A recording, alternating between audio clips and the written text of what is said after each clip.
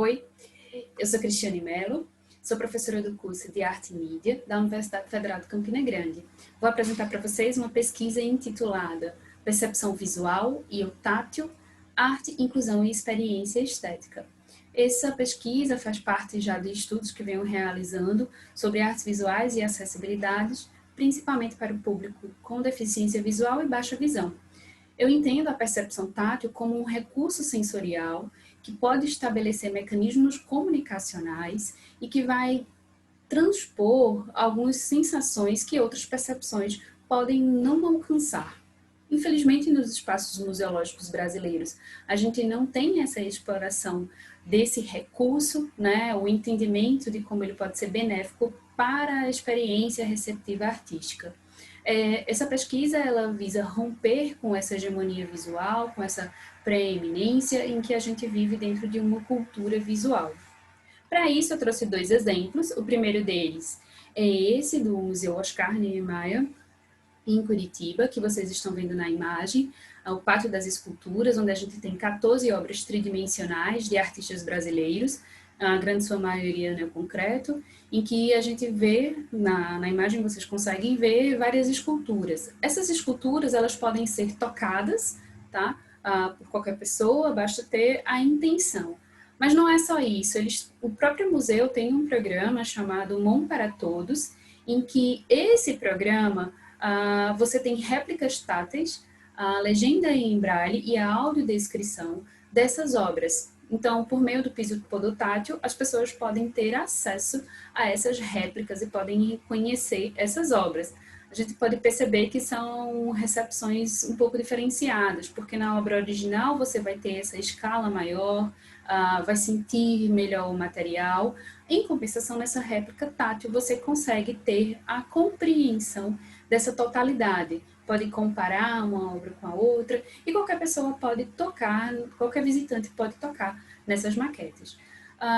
Outro exemplo que eu trouxe para vocês, mas que não segue essa linha de pensamento, é uma obra que faz parte do acervo permanente da Pinacoteca do Estado de São Paulo, que chama-se Fonte das Quatro Nanás, da artista francesa chamada Annick Sanfer. Essa artista é conhecida suas obras eram conhecidas por retratar figuras femininas em sua diversidade corporal, física corporal. É uma escultura que também é um chafariz, então a gente tem água que sai por meio da boca e dos seios desses personagens. Como vocês podem ver na imagem, a gente também tem uma réplica tátil, que também vem acompanhada de uma legenda em braille, mas essa réplica foi exposta por meio de uma cúpula de acrílico. Então, a gente não consegue ter o toque dessa réplica e ter o acesso a essa leitura da obra. Essa visita aconteceu em novembro de 2016 e em março de 2017. Na ocasião, eu procurei as pessoas responsáveis pelo museu para poder entender o que estava acontecendo, mas, infelizmente, segurança não soube me informar.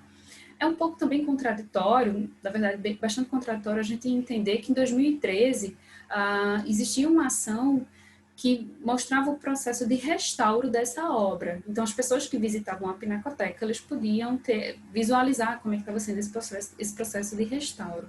E fica aquela questão, né? Por que a obra principal pode ser restaurada e essa maquete tátil não? Por que ela está sendo protegida e a obra não?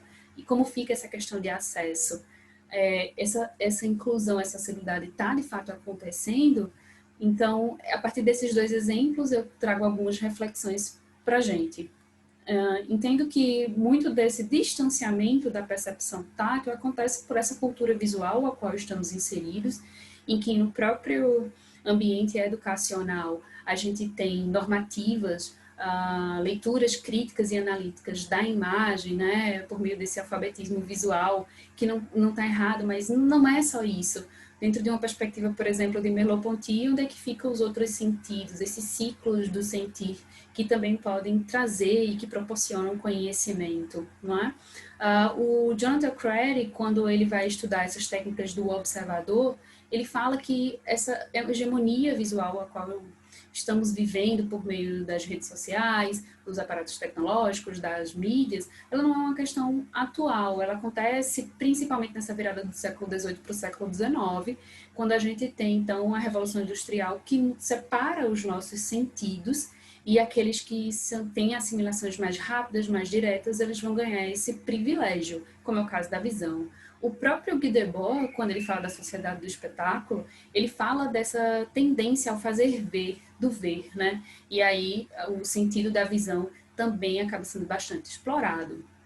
Um pesquisador importante que tem contribuído bastante para minhas pesquisas é o João Vicente Oliveira, que é da UFRJ, e ele realiza essas pesquisas para pessoas com deficiência visual, produzindo arte, recepcionando arte, e ele diz que os seres humanos videntes, 80% da nossa relação com o mundo acontece pela visão, mas não é só uma característica fisiológica, como a gente, em sociedade, tem contribuído para isso, não é? E como esse estímulo visual acaba meio que apagando os outros sentidos. Então, essa experiência tátil, ela poderia trazer benefícios, ela poderia trazer novas recepções, leituras artísticas, inclusive, e nesse contexto, trazer inclusão, trabalhar melhor a acessibilidade, mas a gente consegue ver esse distanciamento. Nessa experiência estética receptiva, voltando mais uma vez ao Crary, ele fala que os nossos órgãos, os órgãos sensoriais, eles não são esses aparatos neutros. Então, eles estão, de fato, trabalhando juntos, né, unindo nesse ciclo, e que é importante que a gente tenha essa consciência corpórea da totalidade. A própria Faiga Ostrover, que fala muito sobre processos criativos no cenário artístico, ela vai falar sobre essas inter-relações de partes e totalidades, em que a gente pode ver, inclusive, lá naquele exemplo do Museu do Oscar Niemeyer, né? Uma reflexão importante para a gente trazer também nesse espaço de discussão é quando o Rancière coloca que é importante a arte trazer esses questionamentos, alcançar as pessoas, sair desse estado de apenas olhar, porque nem sempre esse olhar é só conhecer, ele precisa ir além, ele precisa ser ativo.